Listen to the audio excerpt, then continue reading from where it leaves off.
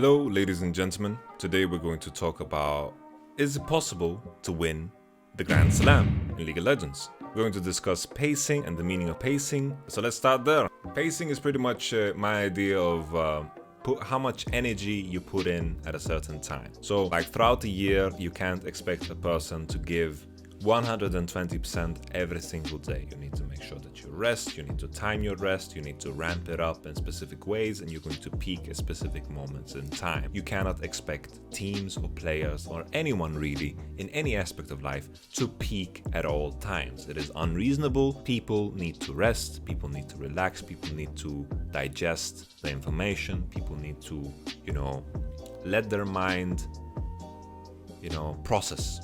Right?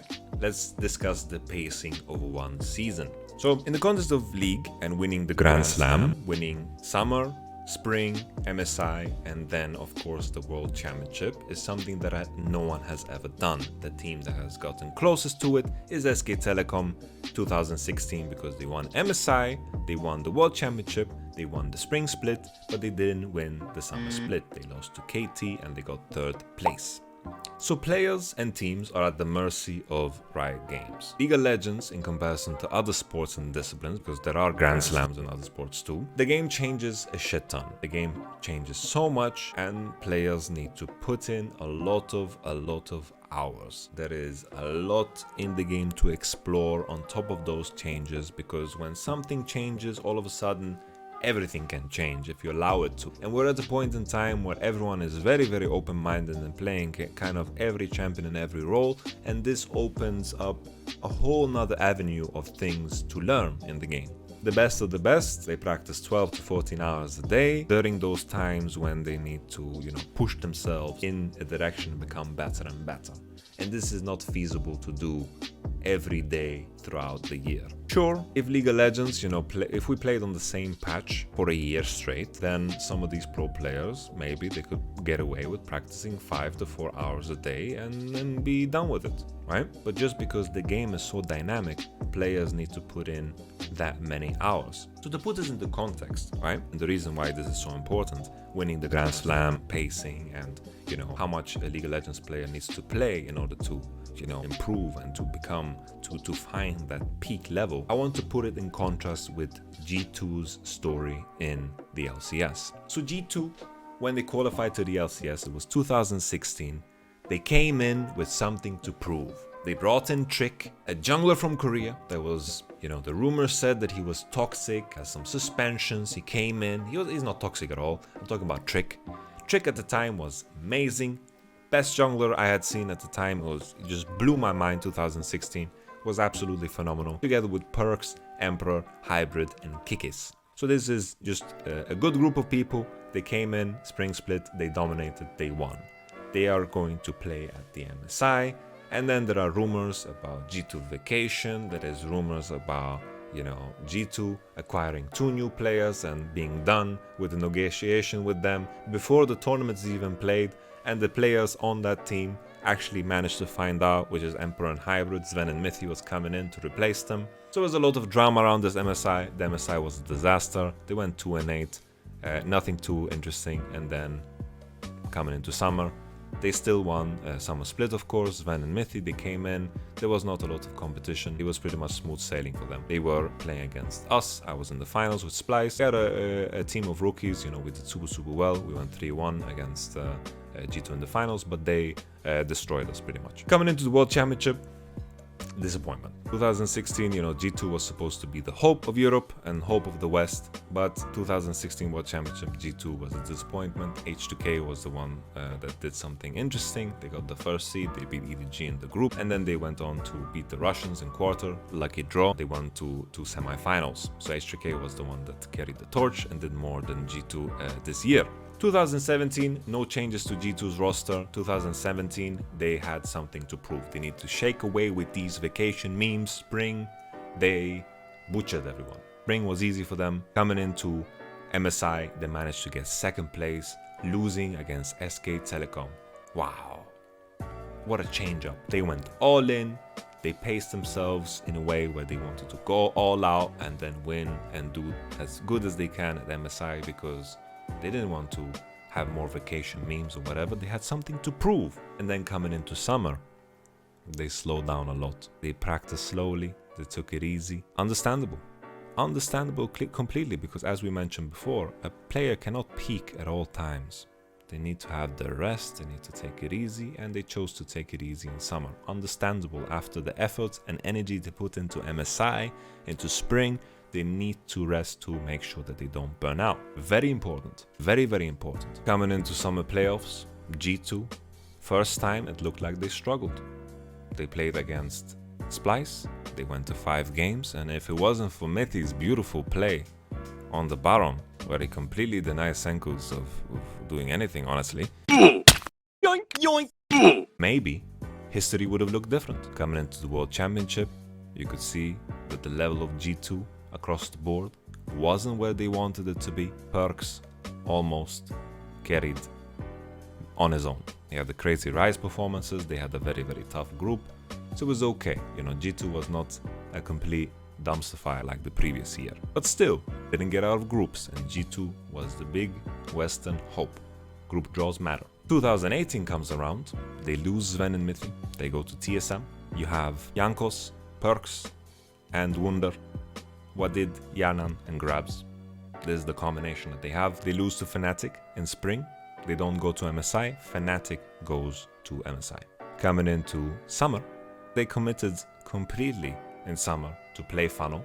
They played Funnel all the way, but then Funnel got nerfed and they ran into playoffs and G2 was shattered.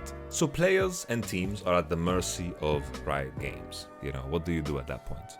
So they lost to Misfits in quarters. This was a massive disappointment, but it gave them the time to reorganize and then win the regional qualifier against Schalke.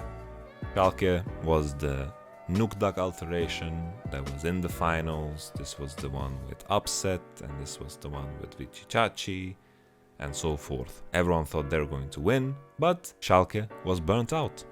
They put everything they had into trying to win against Fnatic, and then coming into the regional qualifier, G2 was well rested, they were well prepared. Who cares in the end if Schalke got second place or quarterfinal? What matters in the end is the level you bring when it matters the most, and it was the regional qualifier, and G2 continued on to this trend. For the first time in the history of G2, they went out of groups. They beat RNG. RNG was the MSI winner 2018. But they continued on, lost to IG, but they managed to get out of groups for the first time in G2's history. And the entire story here, we mentioned Schalke and how they peaked at the wrong time. They couldn't beat G2, and on paper throughout the season they looked much better.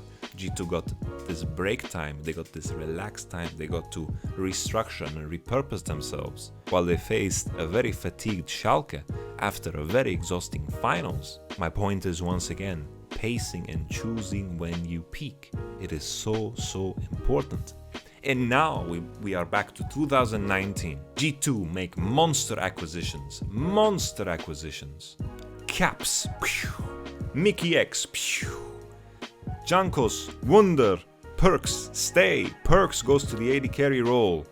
Mickey X from a dumpster fire Misfits that didn't even get to playoffs comes into the team. Perks switches roles. Caps leaves his Fnatic, joins the rival team after playing the World Finals. Jankos and Wunder, two of the best players to have never won a split.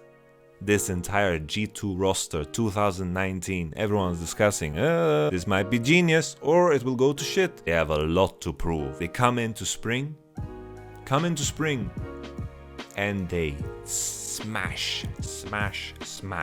They ram their fist down people's GRANDSLAM, and they just broke their spines. They were completely dominant in the spring split. They were undefeated for the longest time. They were first place solid.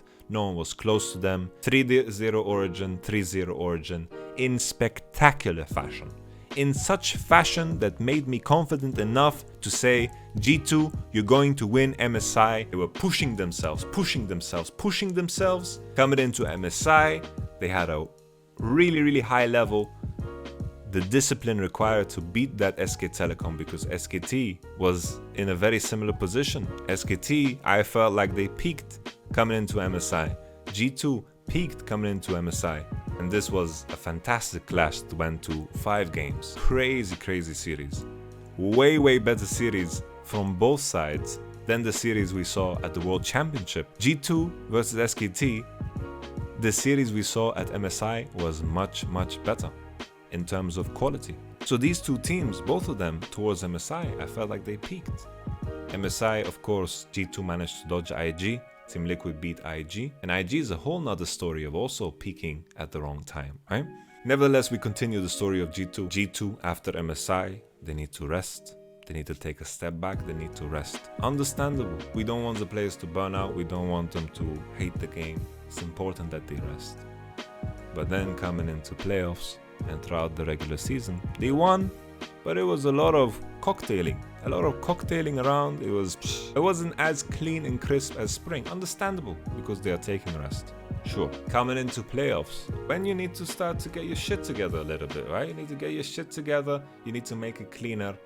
Very similar to G2's run back in 2017 when they got to second place at MSI and struggled against Splice for the first time. G2 struggled against Fnatic. History could have been changed completely. If Fnatic did some small thing different, maybe they drafted something different, or they just did something better, and all of a sudden, one team fight maybe, and then Fnatic 3-0s, then all of a sudden, history changes completely. This is how close it was. This is how close it was. And everyone was so confident. I was so confident in G2 that G2 is so much better than Fnatic on paper. But the way G2 spaced out their practice coming into that playoffs, they didn't prepare to peak for this moment. And then coming into the World Championship, there's a lot of issues that I'm going to address in a different video about G2's World Championship performance. And sure, you can make the argument G2 went to second place. It's not that bad. It's not like they were playing bad. But I think there were teams at the World Championship that were better than G2 that they managed to avoid. I think, for example, Griffin, IG, and FPX could potentially beat them in a best of 5 at the World Championship. So let's take a look at previous MSI winners and let's try to find correlation there. MSI 2015, EDG wins MSI with their strategy to counter LeBlanc. SKT win Worlds. MSI 2016, SKT win MSI, SKT win Worlds. But they didn't get the Grand Slam, they lost Spring Playoffs to KT, they got 3rd place. Cool, still impressive. MSI 2017, SKT with Huni win MSI, lose the World Championship against Samsung 3-0.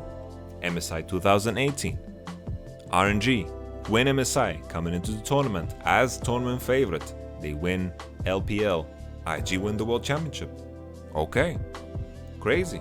MSI 2019, G2 win MSI coming into the World Championship, loses to FPX. SKT have managed to do something that no one else has ever done, which is absolutely crazy. G2 was close. SKT is the reason why this whole video makes less sense and will be one of the main arguments for why this entire video will be debunked, which I'm completely fine with. I'm just giving some food for your mind. So the big question here that I'm posing is it reasonable for a team like G2 that know they're going to qualify for the World Championship, know the level they're at, understanding the position they're in, to take it slow in Spring, and instead of having a curve where they peak twice, resting period and peak twice, instead have a long ramp up period throughout the year and then peak at the World Championship once? Does that make more sense? I think yes. I think this is something that is worth to test because there is some evidence that points that there might be some truth to this. Another issue with this is, I mentioned SKT, the second issue is the very small sample size. Even though, League of Legends, it is one of the esports that has survived for the longest, together with some of the others, the time we are working with in comparison to the traditional sports is very small. The time portion is super small. So my expectation here for G2, what they're going to do for 2020 is take it slow in Spring, take it slow in MSI, because these two things don't matter too much. Use this time to build synergy, to build bonds, to build a system, make sure that everyone's healthy, make sure that you plan all the way. Instead of dividing the season into spring and summer, dividing it into just one big cake and making sure you peak at the World Championship, because I think G2 and SKT peaked at MSI, and then I think at the World Championship, you know, the same best of 5 we saw was at a lower level. And that's crazy. That is absolutely crazy. Another example of a team that didn't play at their level at all is IG. So IG won the World Championship without winning any playoffs in their region. RNG was the one that was winning, and RNG was heading towards the Grand Slam. But IG came into the 2019 season wanting to win it all. So they won Spring in dominant fashion. IG looked like the IG that won the World Championship. Super strong. Same thing rang true when they dominated the group stage, and then they just fell flat against Team Liquid, which was a massive shocker. And then IG just kind of never recovered, and then they had a decent performance at the World Championship. Another example of maybe putting in your energy at the wrong time. Of course, I don't know how things worked within IG. They had some personal drama, personal issues, players that they couldn't work with, and so forth. But it's something that is worth discussing, you know? Aiming for the Grand Slam. Is it like Icarus, just flying too close to the sun? Maybe teams need to just focus on the World Championship, and that's it. Maybe MSI is just a decoy. If you guys have any thoughts, any opinions, if you disagree, leave your comments below. Check out the next video because we're going to discuss G2's issues. I think the way they pace their energy throughout the season is still one of the major issues of the 2019 season for G2. But of course, there are many others, like for example, bootcamping in Europe, or their playstyle and discipline. There's a lot of issues, but I'm going to go into those in the next video. Thank you so much for watching. Peace.